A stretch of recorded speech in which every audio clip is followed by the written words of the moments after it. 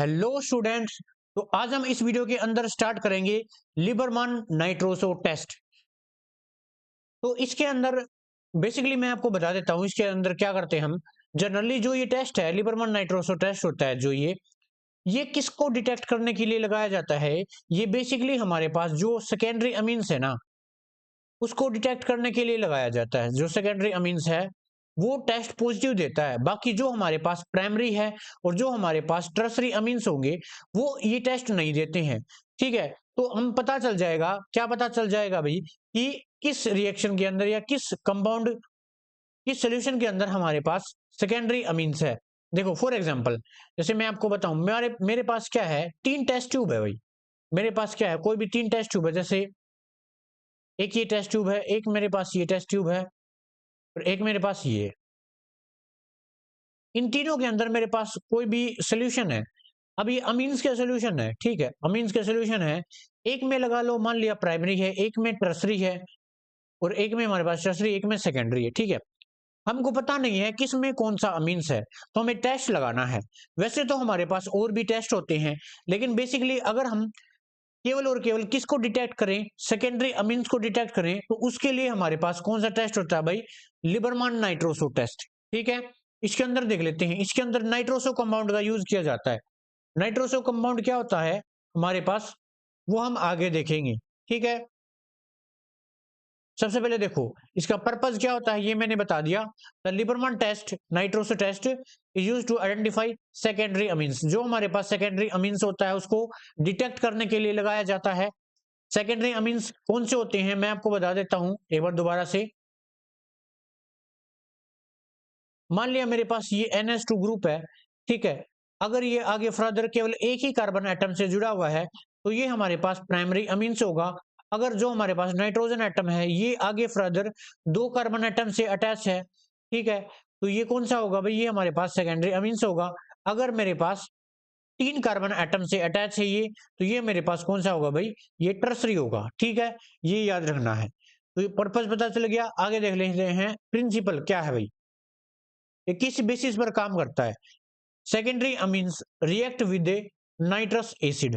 जो हमारे पास secondary amines होगा वो किसके साथ रिएक्ट करेगा, वो सेकेंडरी अमीन्स के साथ रिएक्ट करेगा। देख लेते हैं। मेरे पास इसके अंदर क्या बोला गया है, जो हमारे पास सेकेंडरी अमीन्स होगा वो किसके साथ रिएक्ट करेगा भाई, वो नाइट्रस एसिड के साथ रिएक्ट करेगा to form an nitroso compound. वो हम देख लेते हैं। अब देखो ध्यान से, नाइट्रस एसिड कौन सा होता है, HNO2। बेसिकली इसके अंदर हम क्या लेते हैं आपको ये याद कर लेना है। हम इसके अंदर NaNO2 लेते हैं, NaNO2 प्लस में HCl लेते हैं। ठीक है, ठीक है, ये लिबरमैन रिएजेंट है। अगर हम इन दोनों को रिएक्शन करें, दोनों की रिएक्शन करें, तो हमारे पास HNO2 ही बन जाता है। ठीक है, HNO2 बनेगा। तो हम ये बोल देते हैं ये नाइट्रस एसिड है, जनरली ये होता है। तो ये HNO2 किसके साथ रिएक्ट करेगा बताओ, ये HNO2 सेकेंडरी अमीन्स के साथ रिएक्ट करेगा और हमारे पास एन नाइट्रोसो कंपाउंड बना लेगा। एन नाइट्रोसो कंपाउंड कौन सा होता है, आर एन, और यहां पर भी हमारे पास कोई भी आर हो जाएगा और यहाँ पे NO हो जाएगा। ठीक है, ऐसे। और यहाँ पे इसके बीच में डबल बॉन्ड आएगा भाई, इसके बीच में यहाँ पर ऐसे। ये हमारे पास नाइट्रोसो कंपाउंड है, तो ये हमारे पास बन जाएगा। These nitroso compound produced characteristics colour change. जब ये हमारे पास नाइट्रोसो कंपाउंड बनेगा तो ये कैरेक्टरिस्टिक्स कलर दिखाएगा। ठीक है, उसके बाद जब ये कलर दिखाएगा, इसे फिनोल के साथ ट्रीट करवाएंगे और उसके बाद सल्फ्यूरिक एसिड के साथ ट्रीट करवाएंगे, तो देखेंगे क्या रिजल्ट निकलता है। तो बेसिकली सबसे पहले आपको ये समझना है कि सबसे पहले जो सेकेंडरी अमीन्स है उसको रिएक्ट करवाते हैं नाइट्रस एसिड के साथ, उसके बाद हमारे पास एन नाइट्रोसो कंपाउंड बनता है और उसकी रिएक्शन किससे करवाएंगे बताओ, फिनोल के साथ करवाएंगे। और फिनोल के साथ करवाने के बाद जब वो हमारे पास कोई भी प्रोडक्ट बनेगा उसकी रिएक्शन किससे करवाएंगे, सल्फ्यूरिक एसिड यानी H2SO4 के साथ करवाएंगे। अब क्या रिजल्ट रहता है ये हम आगे देखेंगे। अब देखो भाई, रिएजेंट रिक्वायर्ड, जैसे कि मैंने बताया था, सबसे पहले secondary amines has a sample, sample के तौर पर हमें सेकेंडरी अमीन्स लेंगे। उसके बाद सोडियम नाइट्रेट लेंगे यानी NaNO2। उसके बाद डाइल्यूट हाइड्रोक्लोरिक एसिड लेंगे HCl। उसके बाद में फिनोल के साथ और फिर H2SO4, बाद में सोडियम हाइड्रोक्साइड। सबसे पहले क्या करेंगे, सबसे पहले एक सैंपल के लिए हम क्या मान लेते हैं भाई, एक सेकेंडरी अमीन्स ले लेते हैं। मान लिया मैंने ये ले लिया CH3 CH2 NH ले लिया। ये मेरे पास सेकेंडरी अमीन्स है, ठीक है। इसके साथ किसके साथ ट्रीट करवाएंगे इसकी, सबसे पहले जो NaNO2 मैं यहाँ पे बता देता हूँ, NaNO2 यानी सोडियम नाइट्रेट प्लस HCl है, इन दोनों को मिलाकर क्या बना देते हैं बताओ, HNO2 बन जाता है, HNO2। और बाद में यहाँ पर जो NaCl है वो बाहर निकल जाता है, तो HNO2 के साथ रिएक्ट करवाते हैं, ठीक है। अब HNO2 को कैसे लिख सकते हैं बताओ, HNO2 को ऐसे लिख सकते हैं, देखो जब मैं लिख रहा हूँ OH इस तरफ लिख दिया और यहाँ पर नाइट्रोजन और यहाँ पर हमारे पास ऑक्सीजन। आप सबको पता है नाइट्रोजन के ऊपर हमारे पास लोन पेयर होते हैं, है ना। तो अब ध्यान से देखना, यहाँ पर हमारे पास देखो नाइट्रोजन के ऊपर लोन पेयर है, यहाँ पर भी। तो होगा क्या, ये जो बोन है ना ये ब्रेक होगा और यहाँ पर जो इलेक्ट्रॉन है ना ये नाइट्रोजन की तरफ शिफ्ट हो जाएंगे। अब क्या होगा, ध्यान से देखना, ये नाइट्रोजन के लोन पेयर हैं, ये इस हाइड्रोजन की तरफ डोनेट कर दिए जाएंगे इधर। देखो कौन से, देखो मैं बता देता हूं, ये जो इसके ऊपर देखो, एक तो पहले से ही लोन पेयर था, ऊपर से इस बॉन्ड के इलेक्ट्रॉन और आ गए, तो यहाँ पर ये अटैक करेगा इसके ऊपर, ठीक है। अब इसी के साथ जुड़ेगा, इसके ऊपर इलेक्ट्रॉन डेंसिटी बढ़ जाएगी, तो ये अपने इस बॉन्ड के इलेक्ट्रॉन को यहाँ पर क्या कर देगा, शेयर कर देगा आगे। फर्दर आगे क्या बनाएगा देख लेते हैं।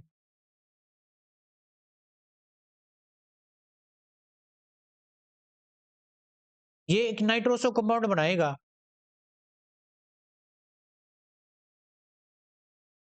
देखो भाई ये नाइट्रोजन इस नाइट्रोजन के साथ जुड़ गया और इसके पास ऑक्सीजन जुड़ा हुआ था और ये H2O बाहर निकल गया, H2O has a side product बाहर निकल गया है, ठीक है। अब जो ये रिएक्शन होगी ये कौन सी टेम्परेचर पर होगी, ये भी आपको याद रखना है, 0 से 5 डिग्री सेल्सियस पर होगी। और इस रिएक्शन का नाम हमारे पास होता है डाइजोटाइजेशन,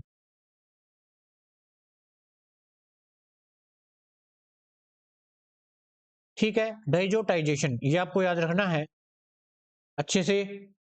तो ये हमारे पास एन नाइट्रोसो कंपाउंड बन गया, एन नाइट्रोसो कंपाउंड। अब इस कंपाउंड की फर्दर किसके साथ ट्रीट करवाएंगे बताओ, फर्दर किसके साथ ट्रीट करवाएंगे, फिनोल के साथ। यहाँ पर फिनोल के साथ ट्रीट करवाने के बाद जो भी हमारे पास आगे हम देखेंगे फर्दर, जो भी हमारे पास कंपाउंड बनेगा उसकी जो फर्दर किसके साथ ट्रीट करवाएंगे, H2SO4 और NaOH के साथ। फिर यहाँ पे क्या होगा, इस कलर चेंज होगा, जब कलर चेंज होगा तो हमें डिटेक्ट कर जाएगा। अब कैसा कलर दिखाएगा वो हम आगे देखेंगे, जिससे हमें पता चल जाएगा ये एक सेकेंडरी अमीन्स है, ठीक है। देखो भाई नेक्स्ट प्रोसीजर क्या रहेगा, जैसे मैंने बताया था, हमने टेस्ट ट्यूब लेनी है सेकेंडरी अमीन्स की, उसके अंदर फिनोल डालना है फुल मिक्सचर करके, उसके बाद इन दोनों को मिक्सचर है वो डालना है, उसके बाद में कंसंट्रेटेड H2SO4 के साथ ट्रीट करवाना है और उसके बाद NaOH के साथ। तो देखो ऑब्जर्वेशन के अंदर क्या दिखेगा, ये सारे प्रोसीजर करवाने के बाद हमें क्या दिखेगा, ए डीप ब्लू कलर और ग्रीन कलर अपीयर। जो हमारा सोल्यूशन है ना उसके अंदर एक डीप और ब्लू कलर ऑब्जर्व होगा, डीप ब्लू या फिर ग्रीन। फॉर एग्जाम्पल आपको ये दिख रहा है, ये देखो ये पॉजिटिव दिख रहा है, इसका मतलब ये हम क्या कह सकते हैं, ये हमारे पास सेकेंडरी मीन्स है, ये नहीं है। उसके बाद देखो ये पता चल गया, उसके बाद में जो उसके अंदर उसको और भी डाइल्यूट करेंगे, यानी अगर इसको हम और डाइल्यूट करें तो ये बाद में रेड रेड के अंदर कन्वर्ट हो जाएगा, बाद में किसके अंदर कन्वर्ट हो जाएगा, रेड के अंदर कन्वर्ट हो जाएगा, रेड कलर के अंदर कन्वर्ट हो जाएगा। बाद में हम इसके अंदर बेसिक मीडियम ऐड करेंगे तो दोबारा से ये कलर ब्लू में आ जाएगा, ठीक है। जो ब्लू कलर है रीअपीयर हो जाएगा। तो हमारा रिजल्ट ये है, अगर हमें डीप ब्लू या ग्रीन कलर मिल जाए टेस्ट ट्यूब के अंदर, अगर हमें डीप ब्लू या ग्रीन कलर मिल जाए तो इसका मतलब वो क्या है, सेकेंडरी अमीन्स है। और अगर नहीं मिले तो इसका मतलब वो सेकेंडरी अमीन्स नहीं था। ठीक है, तो यहां पर ये सेकेंडरी अमीन को डिटेक्ट करने के लिए टेस्ट लगाया जाता है। ठीक है, अब इसकी रिएक्शन देख लेते हैं। देखो भैया, पहले रिजल्ट देखो। Appear of appearance of blue and green colour confirm the presence of secondary amines. ठीक है, जो ब्लू कलर है वो अपीयर होगा, उसके बाद अल्कली के साथ ट्रीट करवाने के बाद और डिल्यूट करवाने के बाद ये रेड के अंदर कन्वर्ट हो जाएगा, ये दोबारा से फिर ब्लू के अंदर आ जाएगा। ठीक है, कहने का मतलब अपना मेन टारगेट होना चाहिए ब्लू कलर या फिर ग्रीन कलर आना चाहिए। नेक्स्ट देख लेते हैं। अब केमिकल रिएक्शन कैसे होगी, देखो जो मैंने पीछे ये केमिकल रिएक्शन करवाई थी ना, वैसे ही है ये भी। सबसे पहले formation of nitrous acid. Nitrous acid कैसे बनेगा, देखो NaNO2 जो हमारे पास सोडियम नाइट्रेट है उसकी रिएक्शन HCl के साथ करवाएंगे, हमारे पास HNO2 आ जाएगा। ठीक है, HNO2 आ जाएगा। अब सिर्फ सेकेंडरी अमीन्स लेना है हमें, सेकेंडरी अमीन्स लेंगे और HNO2 के साथ रिएक्शन करवाएंगे इसकी। तो यहाँ पे हमारे पास नाइट्रोसो कंपाउंड बन जाएगा। देखो ये नाइट्रोसो कंपाउंड बना हुआ है।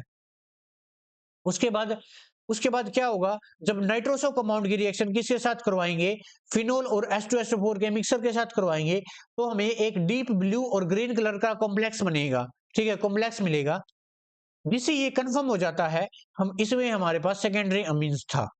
अगर ये कंफर्म नहीं होता है तो हमारा जो टेस्ट नेगेटिव आ जाता है। अगर डीप ब्लू या ग्रीन कलर आ जाता है तो इसका मतलब वो कंफर्म हो जाता है हमारे पास ये सेकेंडरी अमीन्स था।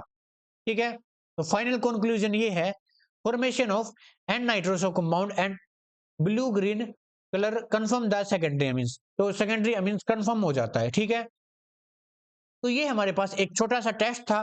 तो इस वीडियो के अंदर हम इतना ही करेंगे भाई। नेक्स्ट टेस्ट करेंगे अगली वीडियोस के अंदर। ठीक है, तो तब तक के लिए थैंक यू।